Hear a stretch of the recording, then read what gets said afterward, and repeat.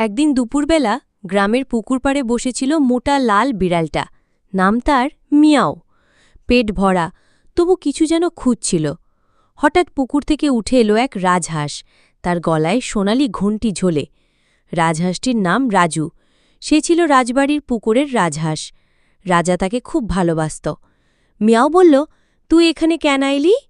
রাজু বলল, রাজবাড়ি বড় একঘেয়ে, একটু গ্রাম দেখা দরকার। দুজনেই শুরু করল হাঁটাহাঁটি। কখনো ধান খেতে লুকোচুরি খেলত, কখনো পুকুর পাড়ে গান গাইত।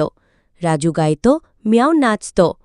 গ্রামের লোকেরা অবাক, বেড়াল আর রাজহাঁস, এমন বন্ধুত্ব আগে কেউ দেখেনি। একদিন বৃষ্টি নামল, রাজু ভিজে যাচ্ছিল। মিয়াও নিজে ভিজে গিয়ে রাজুকে পেট দিয়ে ঢেকে রাখল। রাজু বলল, তুই তো একেবারে আসল বন্ধু রে। সেই থেকে তারা ছিল একসাথে, রাজহাঁস রাজু আর বিড়াল মিয়াও। রাজা নিজে এসে রাজুকে গ্রামে রেখে গেল, কারণ সেও বুঝল, বন্ধু যেখানে রাজ্যও সেখানে।